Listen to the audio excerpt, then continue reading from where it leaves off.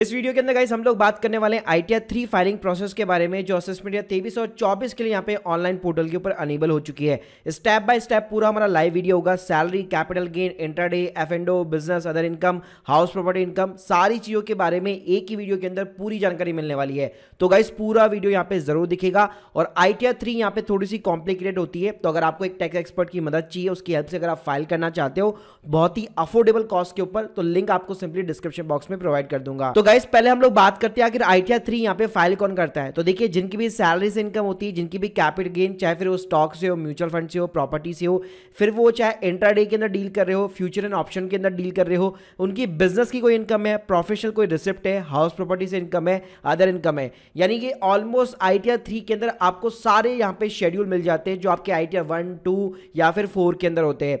साथ में गाइस आपको चेकलिस्ट चाहिए होती है ITR 3 को फाइल करने से पहले। अगर आप एक सैलरी वाले बंदे हैं तो आपका फॉर्म 16 होना चाहिए, प्लस अगर आपके स्टॉक्स और म्यूचुअल फंड में प्रॉफिट वगैरह हो रखा है तो आपको टैक्स और P&L का स्टेटमेंट चाहिए। तो देखिए यहाँ पे मेरे पास में जीरोधा का टैक्स एंड P&L का स्टेटमेंट है, फॉर्म 16 है मेरे पास में। साथ में आपको AIS और अपना फॉर्म 26 AS यहाँ पे चेकआउट करना है। चेक करने के लिए गाइस आपको ऑनलाइन पोर्टल के अंदर जाना है। यहाँ पे सर्विस वाला टैब के अंदर आपको AIS का इन्फॉर्मेशन स्टेटमेंट मिल जाएगा। और गाइस उसी तरह यहाँ पे अगर आपको फॉर्म 26 AS चेक करना है तो इनकम टैक्स सिस्टम में व्यू फॉर्म 26 AS करेंगे तो वहां पे आपको अपना 26 AS दिख जाता है। तो गाइस यहाँ पे आपकी सारी TDS वगैरह से रिलेटेड डिटेल्स यहाँ पे आपको मिल जाती है। तो चलिए हम लोग करते हैं यहाँ पे फाइलिंग वगैरह शुरू। तो सबसे पहले जाना है आपको ई फाइल में, फाइल इनकम टैक्स रिटर्न, यहाँ पे आपको चूज करना है 23 और 24 ऑनलाइन मोड सेलेक्ट कर लीजिए। उसके बाद में स्टार्ट न्यू फाइलिंग के ऊपर क्लिक करना है, स्टेटस इंडिविजुअल रखना है, कंटिन्यू के ऊपर क्लिक करना है। यहाँ पे आपको मिल जाएगा ITR 3 फॉर्म सेलेक्ट कर लीजिएगा, प्रोसेस विद ITR 3 के ऊपर क्लिक कीजिए, लेट्स गेट स्टार्टेड के ऊपर क्लिक कीजिए। अब गाइस यहाँ पे आपसे रीजन पूछेगा क्यों फाइल करना चाहते हो, सिंपली अदर बटन के ऊपर चूज कर सकते हैं, कंटिन्यू बटन के ऊपर क्लिक करना है। अब देखिए यहाँ पे आपको कई सारे शेड्यूल्स मिलेंगे, आपको सीधा इनकम वाले कॉलम के अंदर जाना है। यहाँ पे आप देख सकते हैं पहला हमारा सैलरी का शेड्यूल होता है, फिर हाउस प्रॉपर्टी का मिलेगा, फिर कैपिटल गेन का मिलेगा, फिर अगर क्रिप्टो से इनकम है तो VDA का भी शेड्यूल मिलेगा, अदर सोर्सेज का मिलेगा। तो गाइस यहाँ पे आपको क्या करना है, लेट सपोज कोई केवल कैपिटल गेन के लिए यहाँ पे ITR 3 यहाँ पे फाइल कर रहा है और उसकी कोई सैलरी से इनकम नहीं है, तो आप इसको अनचेक भी कर सकते हो, कोई दिक्कत वाली बात नहीं है। यानी आपके ऊपर जो चीजें एप्लीकेबल होती है उसके अकॉर्डिंग आपको यहाँ पे चेकआउट करना है। मैं आप लोगों के लिए सहूलियत के लिए यहाँ पे सभी को यहाँ पे जो है चेक कर लेता हूँ। उसके बाद में गाइस बिजनेस के अंदर जाना है, तो यहाँ पे भी आपको सारे शेड्यूल जो है चेक मिलेंगे बाय डिफॉल्ट, आपको कोई भी छेड़छाड़ वगैरह कुछ भी नहीं करना है, सीधा जाना गाइस आपको डिडक्शन के अंदर। तो गाइस यहाँ पे आपकी जैसे ATC की डिडक्शन ये बाय डिफॉल्ट आपको चेकआउट मिलेगी, लेकिन जो हेल्थ इंश्योरेंस रिलेटेड डिडक्शन होती है जैसे ATD के कॉलम्स ये आपको नहीं मिलेंगे, तो इसको आप सिंपली यहाँ पे जो है अनेबल वगैरह कर सकते हो। तो गाइस कुछ नहीं करना, अब आपको सिंपली कंटिन्यू बटन के ऊपर क्लिक करना है, कंटिन्यू करना है। ये क्वेश्चन पूछेगा, सभी को स्किप कर दीजिएगा। तो देखिए गाइस हमारे यहाँ पे बहुत सारे शेड्यूल्स खुल चुके हैं और हमें 1 बाय 1 सभी को यहाँ पे कंफर्म कराना है। शुरुआत करते हैं सिंपली जनरल इन्फॉर्मेशन के साथ। तो गाइस यहाँ पे सबसे पहले आता है फाइलिंग सेक्शन, तो आपको 139 सबसेक्शन 1 रखना है। उसके बाद में गाइस आपको पूछेगा क्या न्यू टैक्स रिजीम को अडॉप्ट करना चाहते हो, आपको सिंपली नो रखना है। और यहाँ पे करंट ईयर के लिए भी क्या आप अडॉप्ट करना चाहते हो, नहीं करना चाहते हो, उसके लिए भी आपको नॉट ऑप्टिंग या फिर ऑप्टिंग कर सकते हैं, वो आपकी चॉइस है बेसिकली। उसके बाद में गाइस आपका जो रेजिडेंशियल स्टेटस है वो यहाँ पे रेसिडेंट हो जाएगा, NRI तो NRI सेलेक्ट कर सकते हो, 182 डेज हो गया। उसके बाद में गाइस नीचे जाना है, सभी को मोस्टली यहाँ पे नो करना है, सभी के आपको क्वेश्चन से और उसके आंसर देने येस और नो के अंदर, तो आपको मोस्टली सभी के जवाब यहाँ पे आपको नो के अंदर प्रोवाइड करने और इसको सिंपली यहाँ पे सेव कराना है। अब गाइस आती है हमारी मेन इन्फॉर्मेशन, यहाँ पे है ऑडिट इन्फॉर्मेशन। पहला पूछता है क्या आप बुक्स ऑफ अकाउंट वगैरह मेंटेन वगैरह करते हो, तो अगर आपके पास में बैलेंस शीट और ट्रेडिंग P&L अकाउंट अगर आप क्रिएट वगैरह करते हो तो इसको सिंपली आपको येस करना है, वरना सिंपली आपको इसको नो रखना है। उसके बाद में गाइस अगर आप 44 AD जहाँ पे आप 8% प्रॉफिट दिखाना चाहते हो, या फिर AD है जहाँ पे आप 50% प्रोफेशनल इनकम का प्रॉफिट दिखाना चाहते हो, तो अगर ऐसी कोई सिचुएशन है तो आपको येस करना है, वरना सिंपली आप इसको नो कर सकते हैं। अगर गाइस आपका टर्नओवर 1 करोड़ 10 करोड़ के बियॉन्ड है तो यहाँ पे आपको उन ऑप्शन में से यहाँ पे सेलेक्ट करना है, वरना सिंपली आपको नो रखना है।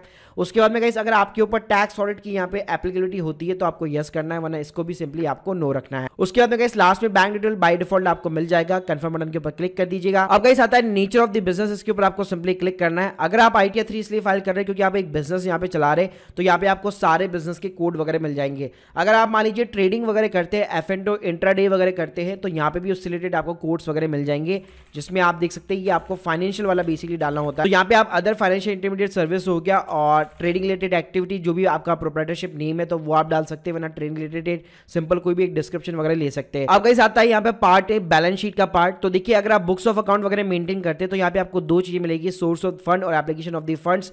तो यहाँ पे आपको कैपिटल हो गया, उसके बाद में प्रोप्राइटर का फंड वगैरह कितना है, मतलब कितनी स्टार्टिंग में आपने कैपिटल वगैरह रखी है, वो आपको सारी चीज़ें डालनी पड़ती है। फिर अगर आपने कहीं से लोन वगैरह ले रखा है, आपकी जो भी लाइबिलिटीज़ वगैरह होती है वो आपको यहाँ पे डालनी पड़ती है, बैंक से कितनी है, अदर्स कितनी है। उसके बाद में गाइस यहाँ पे आपको एडवांसेस वाला कॉलम मिल जाएगा, सोर्स ऑफ फंड्स। उसके बाद में गाइस जो नेक्स्ट बी कॉलम है वो आपका एप्लीकेशन ऑफ द फंड्स का है, जहाँ पे आपको सिंपली असेट्स साइड वाली डिटेल्स डालनी है, जैसे कि फिक्स असेट्स हो गई, आपके इन्वेस्टमेंट हो गए, करंट असेट्स वगैरह हो गई।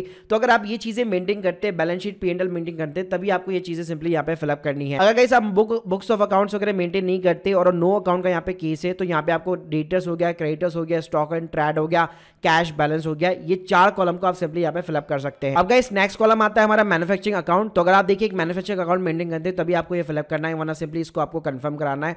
उसके बाद में गाइस नेक्स्ट कॉलम आता है हमारा ट्रेडिंग अकाउंट का। अगर आप एक ट्रेडिंग अकाउंट मेंटेन करते हैं, आपकी सेल्स कितनी है, आपकी रेवेन्यू कितनी है, तो वहां पे यहाँ पे सिंपली आप ऐड डिटेल्स के ऊपर क्लिक करके उन चीजों को यहाँ पे डाल सकते हैं। नीचे आपको डायरेक्ट एक्सपेंसेस वगैरह मिल जाएंगे, अगर आपके कुछ एक्सपेंसेस वगैरह है तो यहाँ पे आप इंसर्ट कर सकते हैं। अगर आपका ऐसा कुछ भी नहीं है ट्रेडिंग अकाउंट से रिलेटेड, तो आपको सिंपली इसको कंफर्म कराना है। उसके बाद में गाइस नेक्स्ट कॉलम आता है हमारा P&L का, तो इसके ऊपर आपको सिंपली क्लिक करना है। तो गाइस P&L के अंदर अगर आपके कोई भी यहाँ पे रेवेन्यू है, इनडायरेक्ट रेवेन्यू वगैरह रहती है, तो आप यहाँ पे डाल सकते हैं। अगर आपके कोई भी खर्चे P&L अकाउंट से रिलेटेड, तो वो यहाँ पे आप सिंपली इंसर्ट कर सकते हैं। फिर गाइस उसके बाद में नीचे जाएंगे, तो अगर आप देखिए 8% और जो 50% का प्रॉफिट होता है 44 AD के अंदर, वो अगर आप दिखाना चाहते हैं तो यहाँ पे आपको प्रेजेंटेटिव इनकम का कॉलम मिल जाता है। ऐड डिटेल्स के ऊपर क्लिक करना है, बिजनेस सेलेक्ट करना है, प्रोफेशन सेलेक्ट करना है। ऑलरेडी मैं ITR 4 वाले वीडियोस के अंदर डिस्कस कर चुका हूँ। तो यहाँ पे आप अपनी टोटल टर्नओवर हो गया और उसका एक percentage of the profit simply यहाँ पे आप डिक्लेयर कर सकते हैं। इसके अलावा गाइस अगर आपका मान लीजिए F&O वगैरह है और कोई नो अकाउंट केस है जहाँ पे कोई बुक्स ऑफ अकाउंट्स वगैरह मेंटेन नहीं करते हैं, तो यहाँ पे आपको सिंपली ऐड डिटेल्स के ऊपर क्लिक करना है। अब यहाँ पे अगेन बिजनेस एंड प्रोफेशन वाली चीजें आपको मिलेगी और साथ में सिलेक्टिव एक्टिविटी भी आपको मिलने वाली है।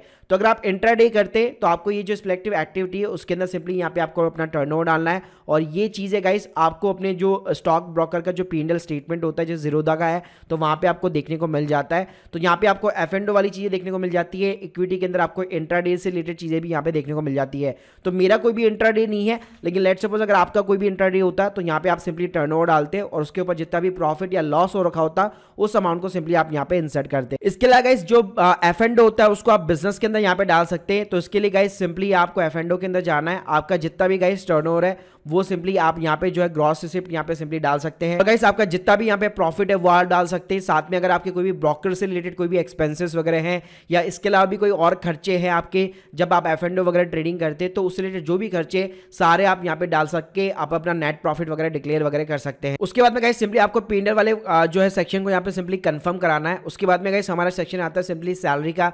तो देखिए अगर आपका फॉर्म 16 वगैरह होगा तो बाय डिफॉल्ट ये कॉलम आपको फिलअप मिलने वाला है। बाकी अगर आपकी कैश के अंदर सैलरी वगैरह आपको रिसिप्ट होती है तो यहाँ पे आपको सिंपली ऐड डिटेल्स के ऊपर क्लिक करना है, आपको नेम ऑफ द एम्प्लॉय डालना है। उसके बाद में guys simply nature of the employ पूछेगा, तो यहाँ पे आपको कई सारे ऑप्शन देखने को मिल जाएंगे। अगर समझ नहीं आता तो आप यहाँ पे अदर्स चूज कर सकते हैं। फिर गाइस यहाँ पे आता है नेचर ऑफ द सैलरी। यहाँ पे आपको सिंपली अपनी बेसिक सैलरी डालनी है। मान लीजिए मैं 2,50,000 रुपीज की बेसिक सैलरी डाल देता हूँ। उसके बाद में गाइस नेचर ऑफ द परक्यूसिटी वगैरह आपको कुछ भी मिलता है तो आप डाल सकते हैं, वरना इस कॉलम्स को सिंपली आप यहाँ पे डिलीट वगैरह कर सकते हैं। फिर इसको आपको सिंपली ऐड बटन के ऊपर क्लिक करना है। अब गाइस सैलरी डालने के बाद में अगर आपको HR है ऐसे कोई एग्जाम्पशन मिलते हैं तो यहाँ पे आपको अंडर सेक्शन 10 का यहाँ पे कॉलम मिल जाने वाला है, जिसके अंदर आपको HR से रिलेटेड कॉलम वगैरह मिल जाएंगे। यहाँ पे आप देख सकते हैं हाउस रेंट अलाउंस वगैरह आपको मिल जाएगा, LTA वगैरह मिल जाएगा। तो आपके जो भी अलाउंस है वो आप यहाँ पे इंसर्ट कर सकते हैं। बाकी गाइस आपको स्टैंडर्ड डिडक्शन डालने की जरूरत नहीं है, बाय डिफॉल्ट ले लेगा। प्रोफेशनल टैक्स है तो वो आप डाल सकते हैं, वरना सिंपली इसको सेव करा के कंफर्म कर दीजिएगा। अब गाइस अगला कॉलम सिंपली हमारा हाउस प्रॉपर्टी का है। अगर हाउस प्रॉपर्टी से इनकम है तो यहाँ पे आपको प्रॉपर्टी का एड्रेस वगैरह डालना पड़ेगा। साथ में गाइस आपको ऑनर ऑफ द प्रॉपर्टी के अंदर सेल्फ वगैरह चूज करना पड़ेगा या कोई और ऑन करता है, कितना परसेंटेज अगर आप ओन करते हैं वो भी आपको डालना है। और टाइप ऑफ प्रॉपर्टी के अंदर आप सेल्फ ऑक्यूपाइड है या फिर किराए पे दे रखी है वो आपको सिंपली यहाँ पे चूज आउट करना है। इसके साथ में गाइस अगर लेट्स सपोज अगर आपने होम लोन भी ले रखा है उसके ऊपर इंटरेस्ट का आपका EMI के अंदर पोर्शन जाता है तो उसका 2 लाख तक का डिडक्शन आपको अवेलेबल हो जाता है। तो यहाँ पे आप देख सकते हैं interest payable on the borrow capital, ये आपको कॉलम मिल जाएगा सिंपली। तो यहाँ पे आप अपना डिडक्शन वगैरह अवेल कर सकते हैं हाउस प्रॉपर्टी का। इसके बाद में गाइस यहाँ पे आपको शेड्यूल BP मिलने वाला है जो कि है बिजनेस एंड प्रोफेशन का। यहाँ पे आपको कोई भी डिटेल्स डालने की जरूरत नहीं है, यहाँ पे सिंपली बस इसको आपको एडिट करना है। और लेट सपोज अगर आपने यहाँ पे जो इंटरडे का प्रॉफिट या फिर लॉस वगैरह कुछ भी ले रखा था तो गाइस वो यहाँ पे आपको इंसर्ट करना पड़ेगा। वैसे बाय डिफॉल्ट ही यहाँ पे निकल के आ जाता है, लेकिन अगर निकल के नहीं आता तो आप मैनुअली यहाँ पे डाल सकते हैं। उसके बाद में गाइस अगला हमारा जो मेन कॉलम है वो कैपिटल गेन का है। तो शेड्यूल CG के अंदर आपको जाना है, यहाँ पे आपको कई सारे क्वेश्चन पूछेगा। अगर सिंपली आपका शॉर्ट टर्म कैपिटल गेन है तो 111A के अंदर दिखा सकते हैं, लॉन्ग टर्म में तो सिंपली 112A के अंदर दिखा सकते हैं, या कोई भी इससे अदर रिलेटेड है तो यहाँ पे आपको अदर्स का भी ऑप्शन मिल जाएगा। और लैंड और बिल्डिंग फाइलिंग का ऑप्शन तो यहाँ पे दिया हुआ ही है। उसके बाद में गाइस सिंपली आपको कंटिन्यू बटन के ऊपर क्लिक करना है। अगर गाइस यहाँ पे मैं शॉर्ट टर्म की बात करूँ तो आपको एडिटर्स के ऊपर क्लिक करना है। यहाँ पे आपको 111A मिल जाएगा। अब यहाँ पे आपको डालना है full value of the consideration यानी कि टोटल सेल्स वैल्यू। तो गाइस आपको अपने इक्विटी वाले कॉलम के अंदर जाना है और आपका जितना भी शॉर्ट टर्म प्रॉफिट के अंदर जितने भी आपके शॉर्ट टर्म ट्रेड्स थे उन सभी का जो सेल वैल्यू है उसको यहाँ पे आप ऐड कर सकते हैं। सो गाइस यहाँ पे सिंपली आपका प्रॉफिट निकल के आ जाएगा जो भी शॉर्ट टर्म का प्रॉफिट होगा। अगर लॉस होगा तो ऑब्वियसली बात है आपकी सेल वैल्यू कम होगी, कॉस्ट वैल्यू यहाँ पे ज्यादा होगी। उसके बाद में गाइस यहाँ पे लॉन्ग टर्म कैपिटल गेन का कॉलम आएगा, आपको एड डिटेल्स के ऊपर क्लिक करना है। उसके बाद में गाइस आपको 112 शेड्यूल यहाँ पे फिलअप करना है। इसके ऊपर अपना पूरा डिटेल वीडियो वैसे बना हुआ है।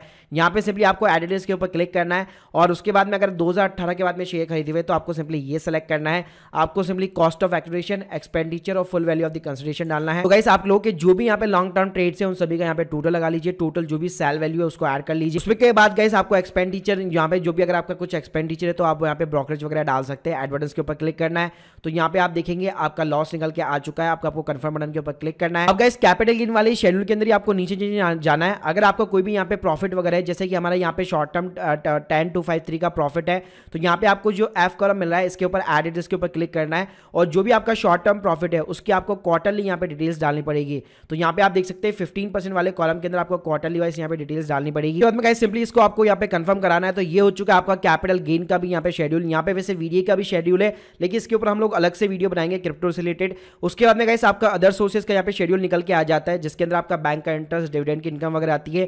थोड़ी सी चीजें आपको प्रीफिल्ड वगैरह मिलने वाली है। अगर कोई भी ऐसा छूट जाता है तो एड डिटेल्स के ऊपर सिंपली आपको क्लिक करना है। यहाँ पे आपको ऑप्शन मिल जाएंगे रेंटल इनकम और बहुत सारे आपको ऑप्शन मिलेंगे। इसके अलावा गाइस अगर आपको इंटरेस्ट यहाँ पे एडिट करना है तो एडिट बटन के ऊपर आप क्लिक कर सकते हैं। तो यहाँ पे आप देख सकते हैं सेविंग बैंक अकाउंट से आपका कितना इंटरेस्ट है, आपको एएस से वगैरह दिख जाएगा, वहां से आप डाल सकते हैं। एफडी के ऊपर कितना इंटरेस्ट है वो आप यहाँ पे डाल सकते हैं। कोई भी अदर इनकम है वो आप यहाँ पे डाल सकते हैं। साथ में गाइस प्रोविडेंट फंड का जो इंटरेस्ट जो टैक्सेबल होता है वो चीजें भी आप यहाँ पे इंसर्ट कर सकते हैं। इसी के साथ में गाइस जो भी आपको यहाँ पे डिविडेंड मिलता है फिर आपको नीचे वाले कॉलम के अंदर जाना है। तो यहाँ पे आपको 10वें नंबर का कॉलम मिलने वाला है। तो यहाँ पे भी आपको क्वार्टरली वाइज अपने डिविडेंड को जो है यहाँ पे बांटना पड़ेगा। उसके बाद में गाइस यहाँ पे आपको CYLA BFLA शेड्यूल्स दिए होंगे, इसमें कुछ नहीं करना, आपको केवल एक समरी दिखाई देगी और आपको सिंपली यहाँ पे सब कुछ सेट ऑफ करना है।